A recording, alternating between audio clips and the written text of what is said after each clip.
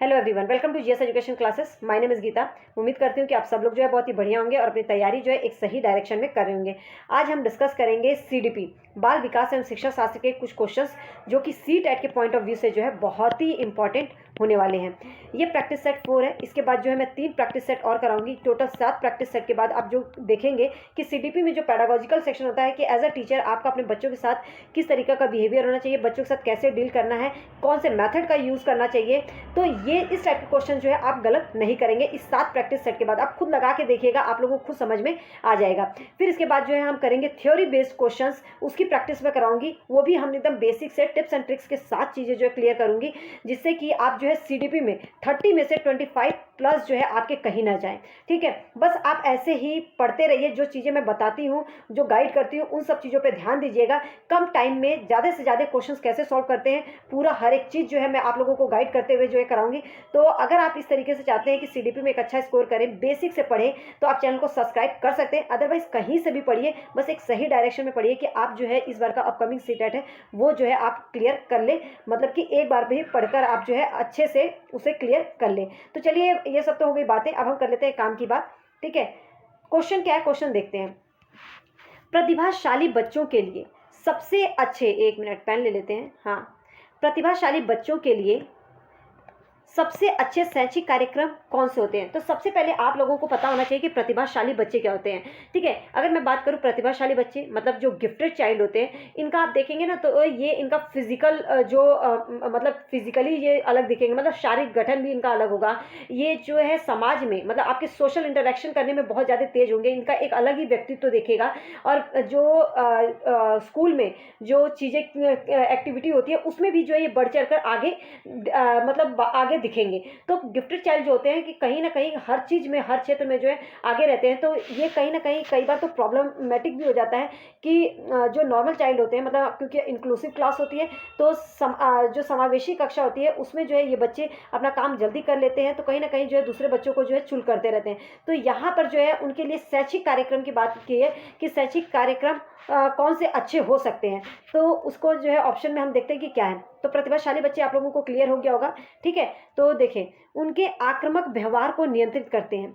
मतलब कुछ अच्छे शैक्षिक कार्यक्रम वो होते हैं जो उनके आक्रामक व्यवहार, क्योंकि आक्रामक व्यवहार को नियंत्रित, देखिए इनके आक्रामक व्यवहार को नियंत्रित नहीं करना है, इनको एक डायरेक्शन देना है।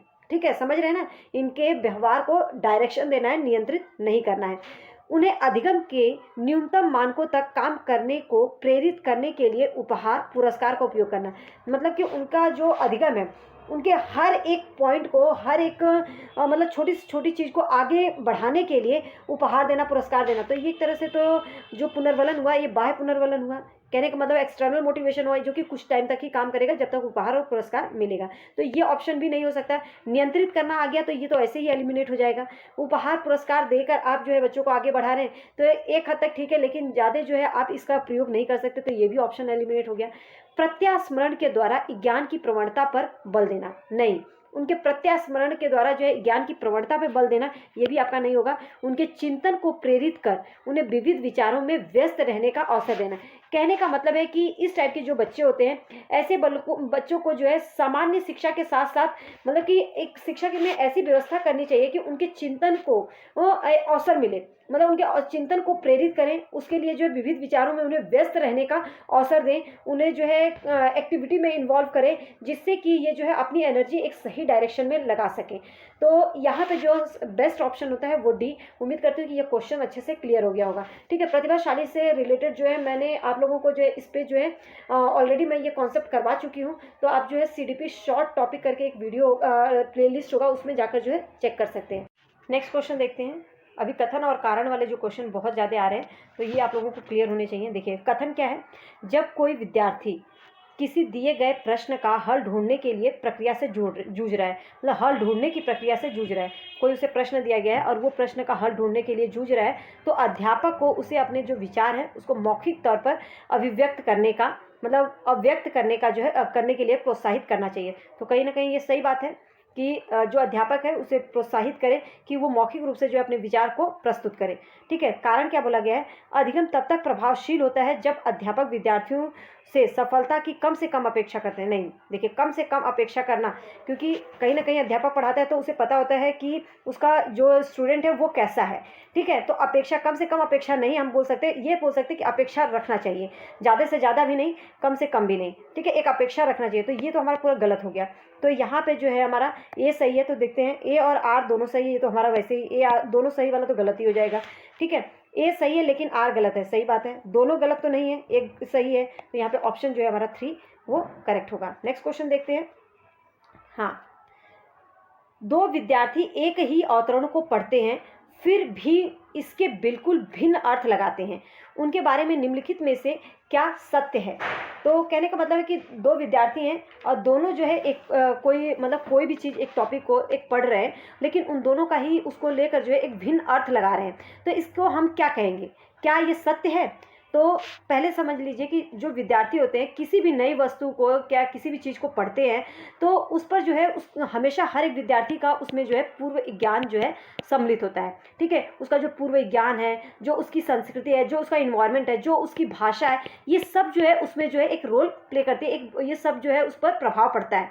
जो भी वो अर्थ लगाता है उस पर जो है इन सब चीज़ों का प्रभाव पड़ता है। इसीलिए हर एक विद्यार्थी किसी भी टॉपिक को अलग अलग तरीके से समझता है, क्योंकि उसका उसमें पूर्व का एक ज्ञान भी सम्मिलित होता है, उसकी भाषा, उसका वातावरण, सब उसमें अंदर जो है उसका सम्मिलित होता है। ठीक है, तो इसी कारण से जब दो विद्यार्थी पढ़ते हैं तो कोई भी दो या तीन कहीं भी, तो सबका अपना एक अलग अलग अर्थ लगाएंगे। उसका सबसे बड़ा कारण होता है कि उसमें उनका पूर्व ज्ञान, उनकी भाषा, उनका वातावरण सब जो है उसमें सम्मिलित होता है। तो देखते हैं ऑप्शन क्या बोल रहा है। ये तो इसके बारे में क्वेश्चन को समझाया। संभव नहीं है क्योंकि अधिगम का आशय अर्थ लगाना नहीं होता, ये तो ऐसे ही गलत हो जाएगा। संभव नहीं है क्योंकि विद्यार्थियों को उससे दोबारा पढ़ना चाहिए, ऐसा भी नहीं है, क्योंकि ये संभव है कि क्योंकि उसमें पूर्व ज्ञान, हर एक बच्चे का पूर्व ज्ञान अलग अलग होता है, वो एक अलग अलग अर्थ निकाल सकते हैं। संभव है क्योंकि शिक्षक ने अवतरण को समझाया नहीं, ये तो और भी गलत है, क्योंकि शिक्षक ऐसे अवतरण को समझाया नहीं, ऐसा नहीं। ठीक है, डी ऑप्शन देखते हैं। संभव है क्योंकि व्यक्ति के अधिगम को विविध कारण विभिन्न विधियों से प्रभावित करते हैं। तो ये कहीं ना कहीं आप लोगों का जो है सही है कि व्यक्ति का जो अधिगम है उसको विविध कारण उसमें सम्मिलित होते हैं, जैसे कि पूर्व ज्ञान, उसका भाषा, उसकी संस्कृति, उसका वातावरण, ये सब जो है उसके ज्ञान को प्रभावित करते हैं, उसके जो है उसके जो है अर्थ लगाने में जो है उस चीज़ को प्रभावित करते हैं। तो ऑप्शन डी जो है करेक्ट होगा। अगर वीडियो पसंद आ रही हो, लगता है कि आप लोगों को मैं अच्छे से समझा रही हूँ, तो please hit like button and लोगों को जरूर शेयर कर दीजिए जो सेल्फ स्टडी कर रहे हैं, ताकि उनको एक गाइड मिल सके, एक हेल्प मिल सके कि किस तरीके से क्वेश्चन को करना है, क्योंकि बहुत सारे ऐसे लोग हैं जो कोचिंग नहीं ले सकते। तो यहाँ पर मैं जो है बस एक गाइड करने की कोशिश करती हूँ, एक टिप्स एंड ट्रिक्स बताती हूँ जिससे कि आप जो है आसानी से कर ले। ठीक है, सॉरी। चलिए, विद्यालयों में विद्यार्थियों की असफलता के बारे में निम्नलिखित में से कौन सा कथन सही है। विद्यालयों में विद्यार्थियों की असफलता के बारे में पूछा है, कौन सा कथन सही है, मतलब विद्यालय में अगर विद्यार्थी असफल हो रहे हैं तो इसका कौन सा कारण हो सकता है। विशेष जातियों या समुदायों से संबंधित विद्यार्थी असफल होते हैं। ऐसे हम विशेष जाति और समुदाय को नहीं, क्योंकि कोई भी असफल हो सकता है, क्योंकि उनमें योग्यता नहीं होती, ऐसी बात नहीं है। इसका मतलब कि टीचर अच्छे से पढ़ा नहीं रहा है, और यहाँ पे विशेष जाति और समुदायों से संबंधित विद्यार्थी को लेकर मतलब कि एक टारगेट करके बता रहे हैं, तो ये ऑप्शन कभी भी नहीं हो सकता। विद्यार्थी विद्यालयों में असफल होते हैं क्योंकि उन्हें अधिगम के लिए उपयुक्त पुरस्कार नहीं दिए जाते, ऐसा नहीं है। पुरस्कार तो एक तरह से बाह्य पुनर्वलन है, एक तरह से जो है ये एक्सटर्नल मोटिवेशन है, तो इसकी वजह से विद्यार्थी असफल होते हैं ये नहीं कह सकते। विद्यार्थी असफल होते हैं, कहीं पर भी ऐसे पुरस्कार की बात है ना तो वो ऑप्शन गलत होता है। विद्यार्थी असफल होते हैं क्योंकि शिक्षण उस तरीके से नहीं किया जाता जो उनके लिए सार्थक है। कहीं ना कहीं ये ऑप्शन करेक्ट है, इनमें से कोई नहीं, ऐसा नहीं, सी हमारा करेक्ट होगा। क्योंकि विद्यार्थी का असफल होना, इसका मतलब कि आपका स्कूल जो है असफल हुआ है, आपकी टीचर असफल हुई है, वो जो है विद्यार्थी की योग्यता के अनुसार ऐसे मेथड का प्रयोग नहीं किया जिससे कि विद्यार्थी समझ पाए। तो विद्यार्थी असफल होते हैं क्योंकि शिक्षण उस तरीके से नहीं किया गया जो उनके लिए सार्थक हो सकता था। तो यहाँ पे सी ऑप्शन जो है करेक्ट होगा। नेक्स्ट क्वेश्चन देखते हैं।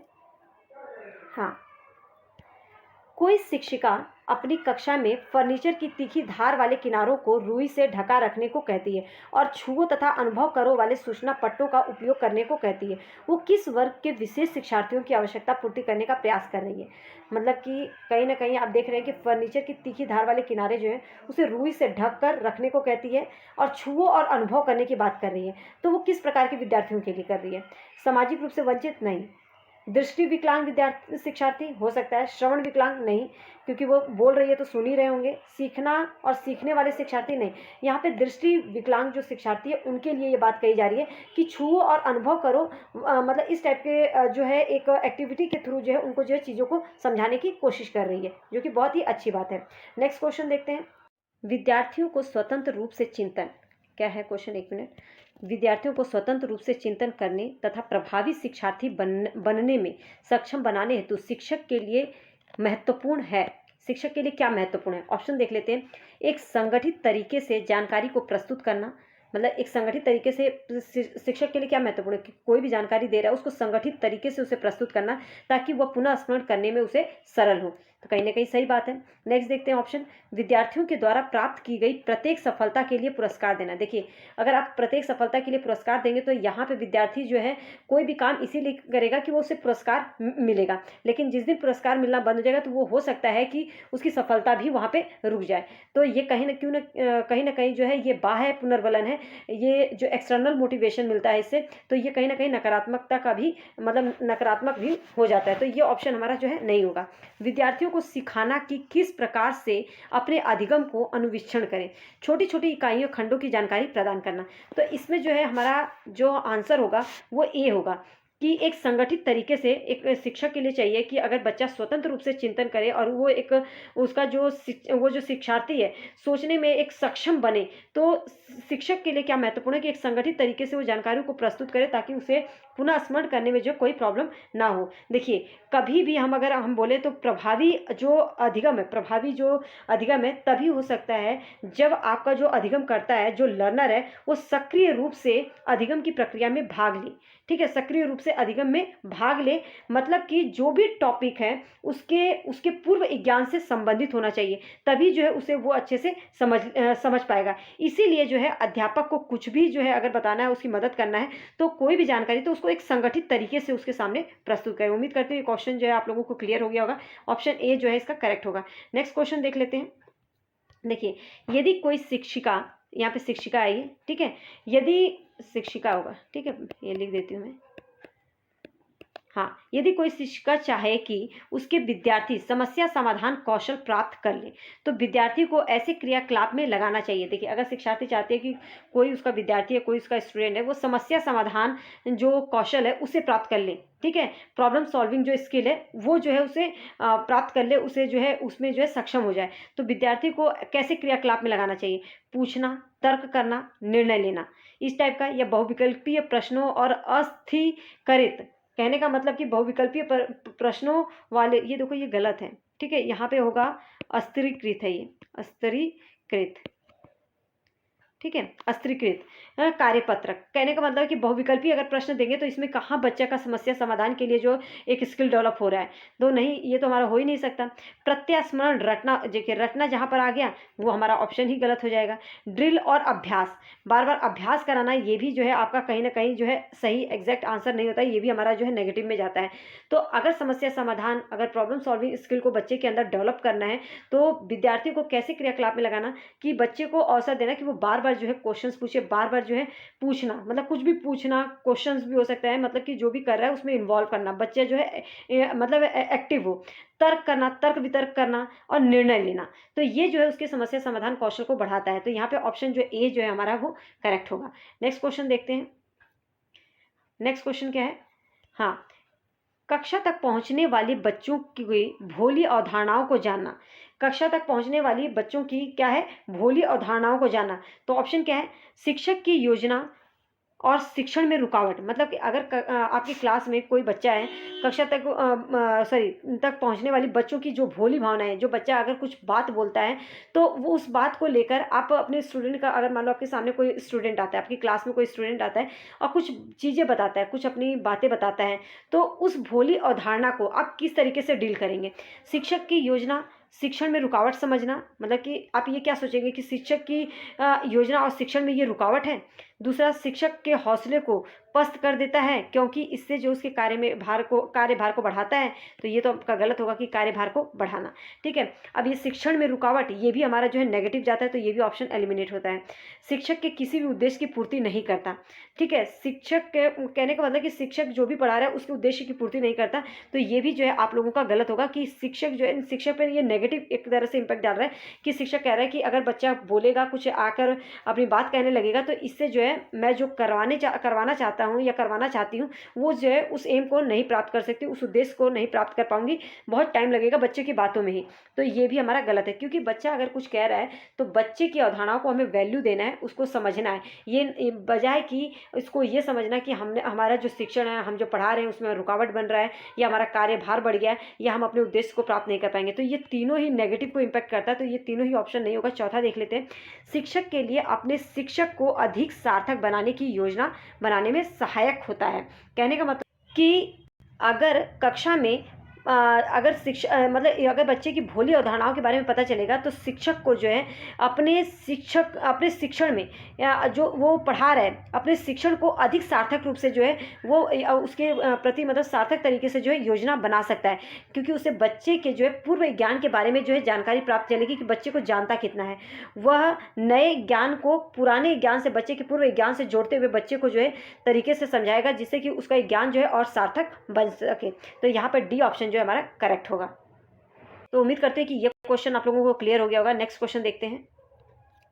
हाँ, एक मिनट, नेक्स्ट क्वेश्चन क्या है, वेट, देखिए, कथन है, विद्यालयों को नवीन ज्ञान के सृजन की ओर लक्षित पाठ्यचर्या, जो पाठ्यचर्या को क्या करना चाहिए, हाँ, पाठ्यचर्या की ओर बल देना चाहिए, ये की होगा, पाठ्यचर्या की ओर बल देना चाहिए।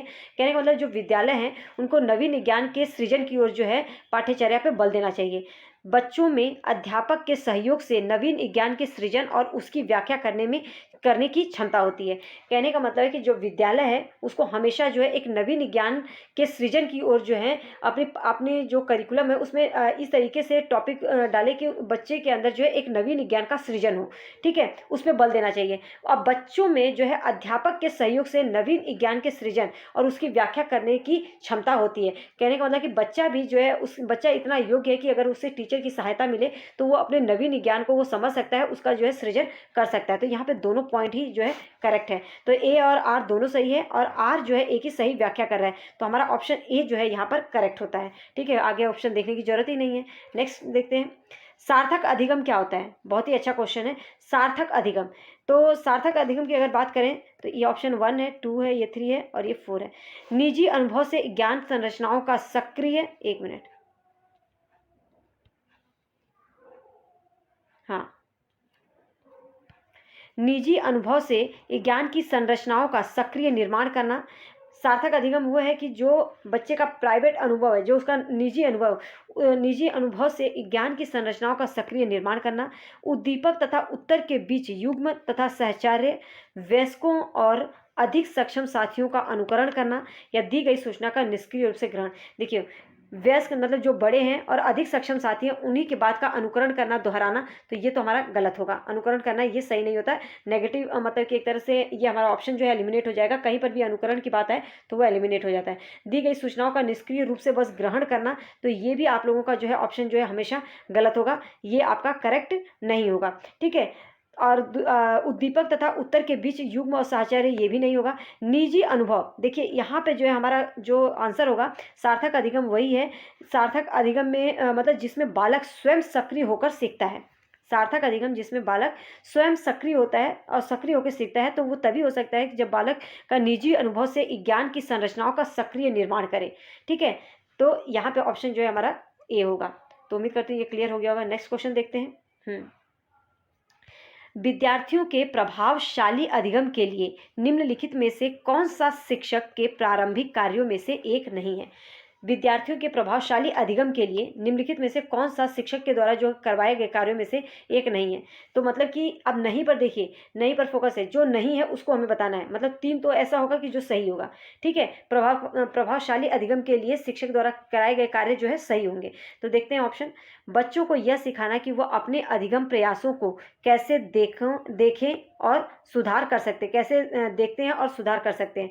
तो ये तो सही है। विद्यार्थियों को उपदेशात्मक विधि से सूचना प्रदान करना, विद्यार्थियों की उन अवधारणाओं को जानना जिन्हें लेकर वो कक्षा में आते हैं, बिल्कुल ये भी हमारा सही है। विद्यार्थियों से उच्चतर स्तर के प्रश्नों के उत्तर की अपेक्षा करना, तो क्या ये आप लोगों को लगता है कि ये सही है? तो आप लोगों को मैं बता दूं, इसमें जो हमारा ये विद्यार्थियों से ये हमारी एक्सपेक्टेशन हो जाती है कि बच्चा जो है अपनी क्लास से ऊपर वाले क्लास के बच्चों के जैसे जो है उत्तर देने की अपेक्षा रखता हो, उत्तर दे, तो ये जो है पूरा जो है गलत माना जाएगा। विद्यार्थी अपनी योग्यता के अनुसार ही बोल सकता है। वो जिस क्लास में है उसकी योग्यता जिस क्लास की होगी वो उससे जो है उसी वैसी ही अपेक्षा रखनी चाहिए। ठीक है, तो यहाँ पे विद्यार्थियों को उपदेशात्मक विधि से सूचना प्रदान करना, ये भी सही है। विद्यार्थियों को उनकी अवधारणाओं को जानना जिन्हें लेकर वो अपनी क्लास में आते हैं, मतलब कि जो अपना वो निजी अनुभव लेकर आते हैं क्लास में, उसको जानना, तो ये भी सही है। तो यहाँ पर जो हमारा जो नहीं सही होगा प्रारंभिक कार्य में से एक नहीं है, वो ये डी, कि विद्यार्थियों से ये उम्मीद करना कि वो उच्चतर स्तर के प्रश्नों का उत्तर जो है दे पाएँ, तो इसकी अपेक्षा करना, ये जो है सरासर गलत है। क्योंकि बच्चा अपनी योग्यता के अनुसार जो अपनी क्लास में होगा उसके अपनी योग्यता के अनुसार जो आंसर देगा वैसी अपेक्षा एक टीचर को करनी चाहिए। ठीक है, नेक्स्ट क्वेश्चन देखते हैं। हाँ, विद्यालय और समाजीकरण के बारे में निम्नलिखित में से क्या सत्य है? विद्यालय और समाजीकरण, ठीक है, इसके बारे में क्या सत्य है? विद्यालय समाजीकरण का पहला मुख्य कारक है, तो क्या ये सही है? विद्यालय जो होता है वो समाजीकरण का जो है एक पहला मुख्य कारक है। दूसरा देखते हैं ऑप्शन क्या है। विद्यालय समाजीकरण का एक महत्वपूर्ण कारक, देखो विद्यालय समाजीकरण का पहला कारक नहीं होता, क्योंकि हम सब जानते हैं समाजीकरण का जो सबसे पहला कारक होता है वो क्या होता है? फैमिली, परिवार। ठीक है, फैमिली, परिवार। तो विद्यालय समाजीकरण का एक महत्वपूर्ण कारक है, बिल्कुल। समाजीकरण में विद्यालय की कोई भूमिका नहीं होती, ये तो गलत होगा। विद्यालय की भी भूमिका होती है। जिस तरह से परिवार, विद्यालय, वातावरण, ये सब जो है समाजीकरण में एक बहुत ही, पड़ोस हो गया, हमारे दोस्त हो गए, ये सभी जो है एक इंपॉर्टेंट रोल प्ले करते हैं सोशलाइजेशन में, समाजीकरण में। समाजीकरण में विद्यालय की बहुत थोड़ी सी भूमिका होती है, नहीं, बहुत ही इंपॉर्टेंट महत्वपूर्ण भूमिका होती है। ये हम कह सकते हैं, ये नहीं कह सकते कि पहला मुख्य कारक है। पहला जो है परिवार आता है। तो यहाँ पे हमारा जो है बी ऑप्शन करेक्ट होगा कि विद्यालय जो है एक महत्वपूर्ण कारक है समाजीकरण में। ठीक है, नेक्स्ट क्वेश्चन देखते हैं। बाल केंद्रित शिक्षा, बाल केंद्रित शिक्षा शास्त्र का क्या अर्थ है? बाल केंद्र से समझ में आ रहा है जिसमें बालक जो है केंद्र में हो। ठीक है, बाल केंद्र से समझ में आ रहा है कि बालक जिसमें केंद्र में हो, बालक के विचारों को वैल्यू दी जाए। तो ऑप्शन देख लेते हैं। यहाँ पे देखिए, यहाँ पे मैंने ये डाला नहीं है। कक्षा में सारी बातें सीखने के लिए शिक्षक को आगे आगे होना चाहिए, क्या ये सही है? कक्षा में जितनी भी बातें हैं उसको सीखने के लिए जो है शिक्षक को ही आगे होना चाहिए, तो ये शिक्षक केंद्रित हो गया, तो ये तो हमारा ऑप्शन होगा ही नहीं।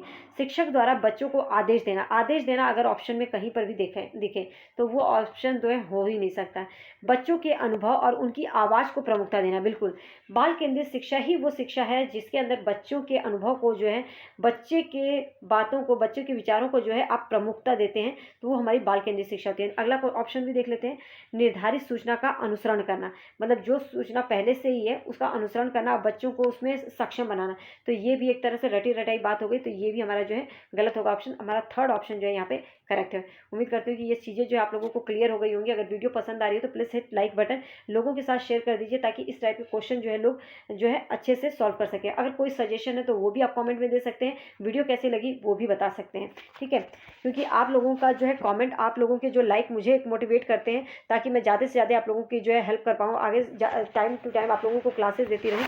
जो एक स्ट्रैटेजी मैं बताई हूँ उसके अकॉर्डिंग जो है आप लोगों को मतलब एक गाइड कर सकूँ, और उसके अकॉर्डिंग जो है अपकमिंग जो सी टेट है आप जो है अपना सी टेट क्लियर कर सकें। चलिए, ये सब तो रही बातें। नेक्स्ट क्वेश्चन देख लेते हैं, 1 मिनट। क्वेश्चन क्या है? कथन बोल रहा है, अध्यापकों को चाहिए कि वे विद्यार्थियों की भ्रांतियां की पहचान करें। अध्यापक को चाहिए कि जो विद्यार्थियों के अंदर पहले से भ्रांतियां उनकी पहचान करें, उनके अनदेखी करने के बजाय उन पर चर्चा करें। बिल्कुल सही बात है। मतलब बच्चों के अंदर कोई भ्रांतियां हैं, कोई पहले से जो है ऐसी विचार हैं जो कि गलत है, तो उसे अनदेखी करने के बजाय उस पर चर्चा करना चाहिए। तो सही बात है। यह भ्रांतियां वैकल्पिक अवधारणाओं के रूप में होती हैं जो अक्सर विद्यार्थी अपने परिवेश के साथ अंतःक्रिया करके आधार बना लेते हैं। सही बात है। और यह अध्ययन की प्रक्रिया में अर्थपूर्ण होती है, ये तो गलत है। सही बात है ना। ये ऐसा नहीं होता कि वो अध्ययन की प्रक्रिया में अर्थपूर्ण हो जाती हैं। तो ये तो सही है, लेकिन आर पूरा का पूरा गलत है। तो यहाँ पे देखते हैं ये सही है लेकिन इसकी व्याख्या, ये तो होगा ही नहीं, व्याख्या नहीं करते, ये भी नहीं। देखो ए सही है लेकिन आर गलत है, तो हमारा थर्ड ऑप्शन होगा। ठीक है, तो यहाँ पे हमारा ऑप्शन जो है कौन सा होगा? थर्ड। नेक्स्ट क्वेश्चन देखते हैं क्या है। कथन क्या बोल रहे हैं? अध्यापक को चाहिए कि वो विद्यार्थियों को योग्यता का सत्व संबंधी जो परिप्रेक्ष्य है, विद्यार्थियों को योग्यता का सत्व संबंधी जो परिप्रेक्ष्य है उसे विकसित करने के लिए प्रोत्साहित करें। क्या ये सही है? नहीं। योग्यता का अस्तित्व संबंधी परिप्रेक्ष्य विद्यार्थियों को अधिक प्रभावशाली तरीके से सीखने के लिए अभिप्रेरित करता है। नहीं। तो यहाँ पे ये दोनों ही आप लोगों का गलत हो रहा है। ठीक है, ए और आर दोनों सही है, तो ये तो गलत हो जाएगा, ये भी नहीं होगा। ए सही है, दोनों गलत है, तो ये भी नहीं ऑप्शन होगा। तो फोर्थ ऑप्शन जो है यहाँ पे करेक्ट होगा कि ए और आर दोनों गलत हैं। उम्मीद करती हूँ कि ये क्वेश्चन जो है आप लोगों के लिए बहुत ही हेल्पफुल रहेंगे। इसके बाद जो है 3 वीडियो मैं और लेकर आऊँगी। इसके बाद जो है आप लोग पैडागोजिकल सेक्शन सॉल्व करके देखिएगा। मैं दावे के साथ कहती हूँ कि आप बहुत अच्छे से कर पाएंगे ये 7 जो है मैं जो क्लासेस दूंगी इसके बाद। ठीक है, मेरी पूरी कोशिश रहेगी कि हर टाइप के इसमें क्वेश्चंस शामिल कर दूं, जिससे कि आप कम टाइम में ज़्यादा से ज़्यादा क्वेश्चंस को कर सकें। इसीलिए जो है मैं टाइम ज़्यादा लेती हूँ, क्योंकि मैं कोशिश करती हूँ कि अच्छे से इस तरीके से समझाऊँ कि आप लोगों को जो है चीज़ें क्लियर हो जाए। ठीक है, इसीलिए एक एक क्वेश्चन में थोड़ा टाइम लगता है। तो वीडियो कैसी लगी? अगर वीडियो लगती है हेल्पफुल है तो प्लीज़ हिट लाइक बटन, लोगों के साथ जरूर शेयर कीजिएगा जो है सेल्फ स्टडी करें, ताकि उनको जो है हेल्प मिल सके। All the best.